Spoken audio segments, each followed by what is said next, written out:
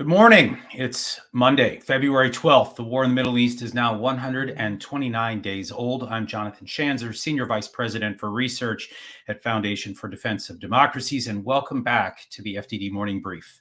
Well, the Super Bowl is now behind us. I don't know about you, but this entire season was a blur for me. Middle East wars don't exactly leave me much free time. Then again, I've never been great with that whole work-life balance thing. But guess what? A bunch of that work these days goes into this 20-minute news roundup every Monday, Wednesday, and Friday. I'm pleased to do it, so thank you for tuning in. In a few minutes, we'll hear from Mannie Fabian from the Times of Israel. He's their military affairs reporter. He'll talk to us about the two hostages that were saved last night by the IDF, among other things.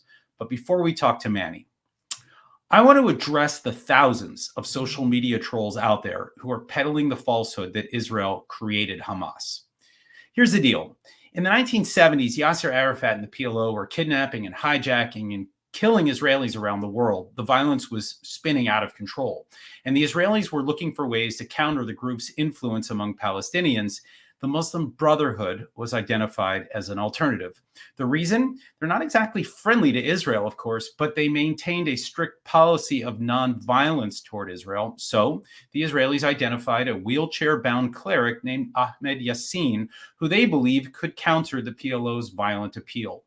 Yassin ran an organization called Al-Mujamma al-Islami, or the Islamic Center. The group provided health services, daycare, youth activities, and even food to Gazans. It all went well until it didn't. By the mid-1980s, Yassin began to embrace and preach violent Islamist ideas, and by the mid-80s, the Israelis arrested him twice for terrorist-related activity. By then, it was too late. The Intifada erupted in 1987, and then Yassin broke off from the Muslim Brotherhood, creating Harakat al-Muqawama al-Islamiyya within a few weeks of the uprising. That acronym for his new group was Hamas. And the rest is history, a violent history, in fact. Suicide bombings, rockets, tunnels, kidnapping, rape, torture, etc. Did Israel create Hamas? Absolutely not. Not even close. Did the Israelis back the man who went on to found Hamas? Yes. Yes, they did. And I think it's safe to say they regret it. That's the history, folks. Remember that the next time anyone tries to tell you otherwise. Now for your headlines. Headline 1. A Palestinian journalist working for Al Jazeera was also serving as a commander in the Izzadin al-Qassam Brigades, Hamas's self-described military wing. Here's what we know. The IDF recovered a laptop in a raid in northern Gaza a few weeks ago. The computer belonged to a guy named Mohammed Washah, who was involved in the Hamas anti-tank unit as well as its drone warfare group. And guess what? The same guy has been appearing on Al Jazeera in recent months. Okay, a few things to note here. First, Al Jazeera is owned by the Qataris, and the Qataris are sponsors of Hamas. Funny how that works. Second, during the Iraq and Afghanistan wars, U.S. officials often noted, in a very frustrated way, how Al Jazeera reporters just happened to be on location for attacks that killed American soldiers. It got to the point where the U.S. began to threaten the Qataris to get a handle on this. And finally, recently, the IDF struck 2 terror operatives in southern Gaza. That was actually just last month. Al Jazeera cried foul, saying they were journalists. The IDF said they were terrorists.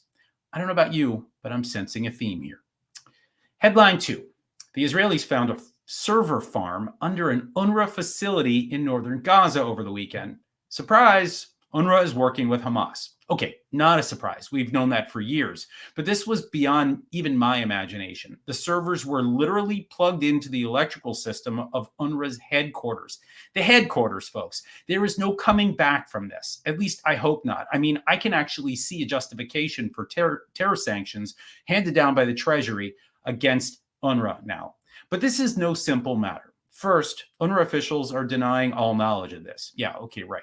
But we are also hearing from some Israelis that they might actually need UNRWA to provide services to the people of Gaza until a replacement for UNRWA can be found.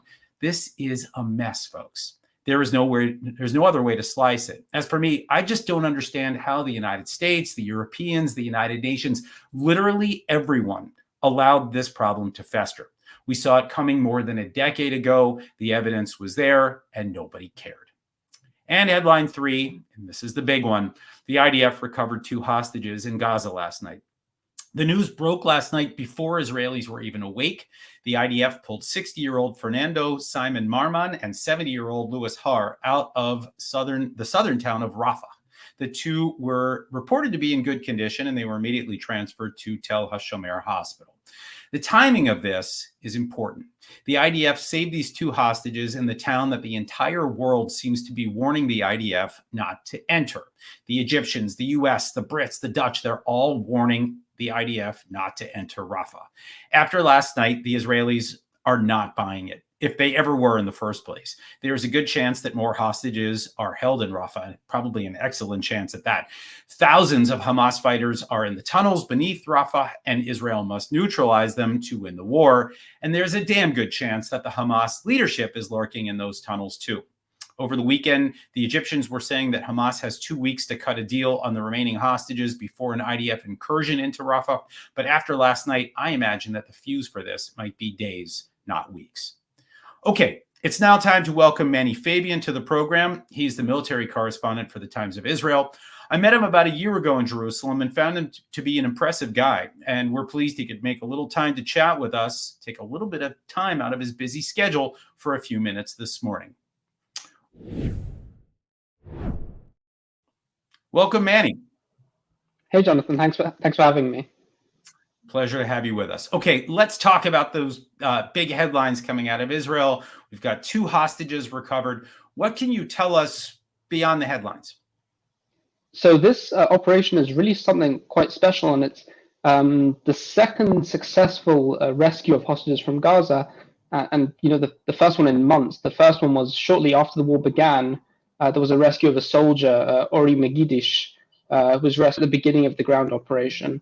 But since then, there has been no successful attempts. There was one attempt where a hostage died, but since then, there really hasn't been anything. And then we're talking about Rafah, which is an area where the army has not yet operated on the ground yet. There hasn't been the ground maneuver hasn't really gone to Rafah yet. It's kind of focused on Khan Yunis now, and this is all while the world's attention is on whether or not Israel will operate there or not, carry out a large-scale offensive there.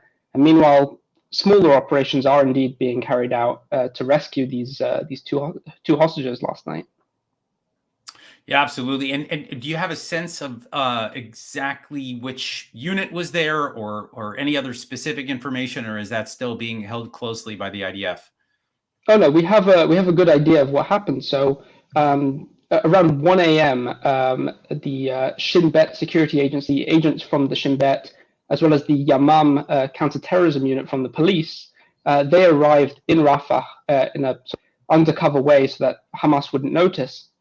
At 1:49 a.m., they breached into this building, into the second floor of a building where the hostages were being held. They breached into it with explosives, if I understand correctly. So not a cold breach, as they call it. And they broke into the building, killed 3 Hamas terrorists who are guarding the 2 hostages.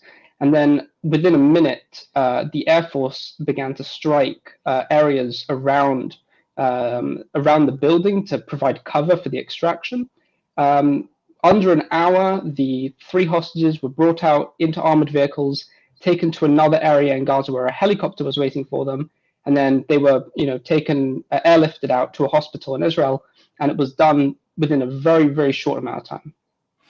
Right out of the show Fauda. Okay, to another headline. Tell us a little bit about that server farm that the IDF found over the weekend. What are the implications of this? What does it mean for the war? Well, I was there on Thursday to really see this with my own eyes. A very impressive site for Hamas.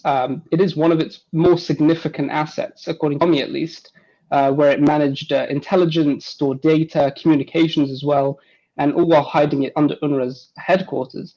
I mean, there's a lot of implications for UNRWA for its involvement. Israel's trying both to get rid of UNRWA, but it also believes it should stay for now, at least, to help provide aid for the population. I think it's really significant to note that Israel, the army, had operated in this area in Gaza City previously, a few months ago, when it began the ground offensive. It operated in this area. It didn't discover this underground site. It didn't actually know about it all that much. And it was only after Palestinians and terror suspects were interrogated by the Shin Bet did they figure out where to dig exactly to find the entrance. Hamas had blocked up the main entrance. And this just shows how well Hamas hid the site, that Israel did not know about it. It had existed for years. And to find this now after months of the ground offensive is quite a significant thing. And we don't know what they're going to find on these servers that they're going to now analyze and see what they'll get from that. Yeah, my understanding is that this was the servers for secure communications among Hamas. So in other words, whatever the Israelis were able to track through regular intelligence gathering, this may have been a separate stream of data.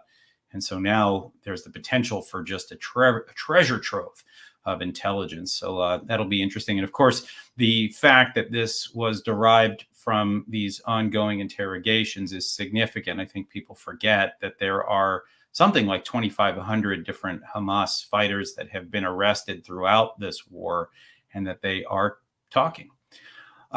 Okay, let me talk a little bit about Rafah. Right, we know that a battle is looming. We know the IDF continues to talk about this as the last bastion of Hamas operations in Gaza. This is where probably the largest number of Hamas fighters are based. So the battle is looming, but people are saying that it's complicated. What are the complications? It's complicated for two reasons. One, the vast majority of the Palestinian population in Gaza is now sheltering in Rafah. So the army estimates around 1.3 million out of the 2 million Palestinians in Gaza are in Rafah. That's a huge issue. If the army wants to carry out an offensive there, it basically won't be able to if all these civilians are in the streets there, in the buildings there. It will be very difficult to operate there without causing harm. And Israel is under international pressure to not cause harm to civilians, of course, and Israel doesn't want to. And then the other issue is Egypt. And this sort of ties in with the Palestinian population. Egypt fears that there'll be a refugee crisis on the border. Palestinians may attempt to infiltrate into Egypt for safety, and Egypt definitely does not want to accept any Palestinian refugees. So to actually operate in Rafah, Israel needs to move the Palestinians out, or a lot of them, to move them to different areas in Gaza. They could move them to Khan Yunis if they finish wrapping up operations there, or potentially even back to northern Gaza if the IDF also wraps up operations there too. And it also needs Egypt's sort of blessing to be able to carry out this operation, especially on its border. And Israel really does want to control the border between Egypt and Gaza, because that is sort of Hamas's lifeline. Its stream of weapon smuggling basically came through that route. Right, and the Egyptians, of course, are not owning up to the fact that there are these tunnels, and they're denying them, in fact. So this is going to get interesting. Obviously, we've talked about it on this show in the past about the delicate diplomatic dance that is going on right now. It does seem, at least in part, that the Egyptians are preparing for this. It looks like they've acquiesced to some extent. Let me ask you kind of a broader question, Manny. I mean, there are a lot of active fronts right now, and I know you track the war in Gaza, the hostilities in Lebanon. There's nearly nightly arrests in the West Bank. I'm assuming that Gaza keeps you the busiest with your day job at the Times of Israel. But is there another front that you find more challenging to cover than others, or more interesting? I mean, I've got to imagine you're juggling a lot right now. Yeah, the Gaza and the Lebanon fronts definitely take up most of the time.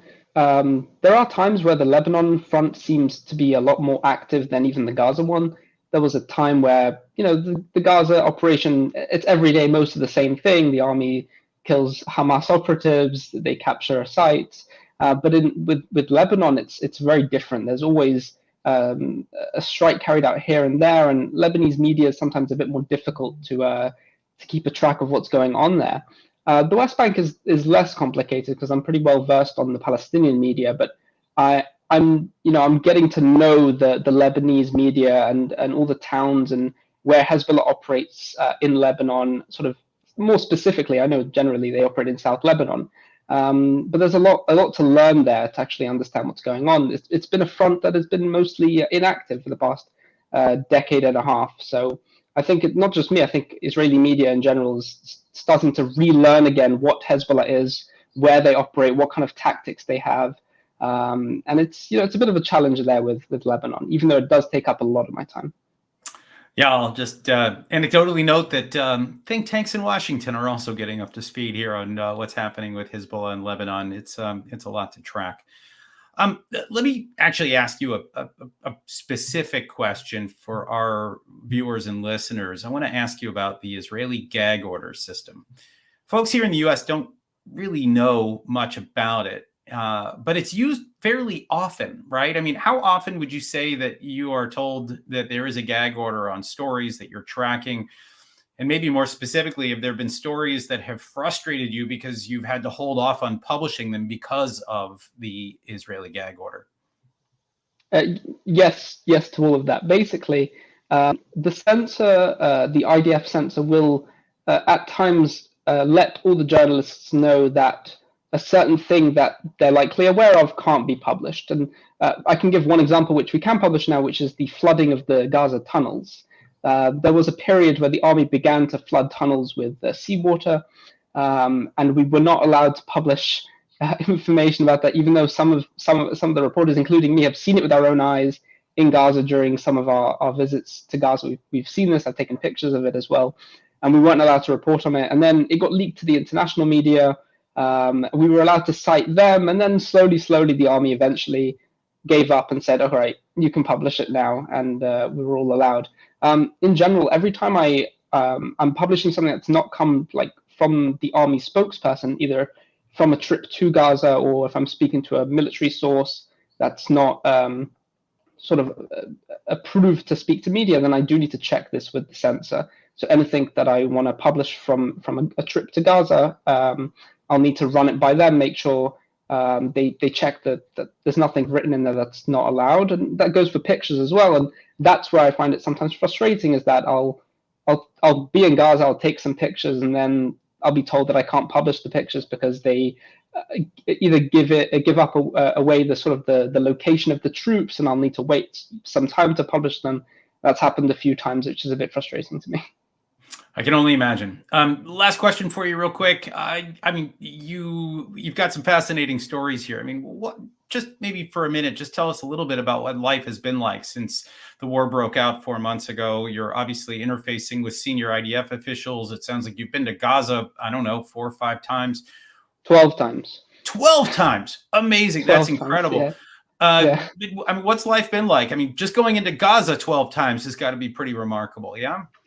Yeah, it's been quite chaotic and not enough sleep, but I'm trying to pace myself, and I did in the beginning as well, especially when October 7th happened.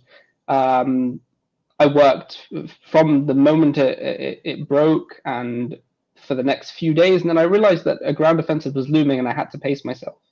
So I've been trying to make sure not to get burnt out. It's 129 days now I've been doing this in a row. I don't think I've taken any days off, actually. And being in Gaza as well is pretty tough as well. You're out for many hours wearing a bulletproof vest and a helmet, going in armored vehicles, being in the mud. It could be fun for some people, but it's definitely not something easy to do. And that's basically been my life for the past 4 and a bit months. And it's not all just being, in front of the computer and writing up updates. It's also being out in the field. Well, keep it up. Your reporting has been terrific. Thank you, Mannie Fabian, for taking time out to join us today. Thank you. Appreciate it. Okay, here's what FDD's tracking today. My colleagues Behnam Bentaloglu and Jonathan Saya are noting the recent decision by Meta to remove Iran's supreme leader, Ali Khamenei, from Facebook and Instagram for violation of their policies. While the regime in Iran blocks social media access for its citizens and criminalizes VPNs, many regime officials frequently post on the same platforms to spread genocidal messages. Let's hope this inspires other social media platforms to follow suit. What say you, Elon Musk?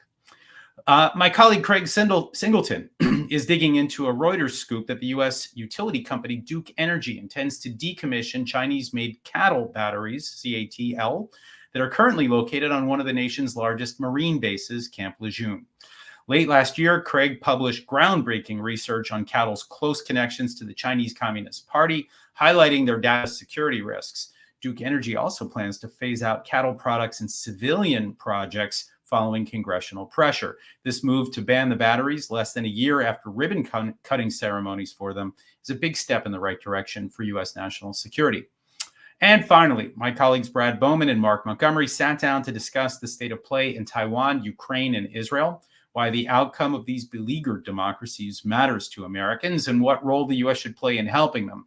I encourage you to check out that conversation, released as the latest episode of FDD's Foreign Policy podcast. Oh, and if you haven't had enough of me today, I'll be on a panel this afternoon discussing security in the Eastern Mediterranean Sea region. I'll be joined by my colleague Sinan Jidi, also the Deputy Foreign Minister of Greece and the Assistant Secretary of State here in the U.S. for Energy Resources. That event will be moderated by Lena Argiri, the Washington correspondent for Greek Public Television. You can catch that event on FDD's website at 12:30 p.m. Eastern today. That's it for our program. Read our expert analysis on our website, fdd.org. Read our quick takes on X at FDD, and support our work with a tax-deductible donation at fdd.org/invest. Tune in Wednesday for another episode of the FDD Morning Brief. My guest will be Dan Senor, author of the book Startup Nation and host of the podcast Call Me Back. This should be a fun one. Until then, I'm Jonathan Schanzer, signing off for FDD.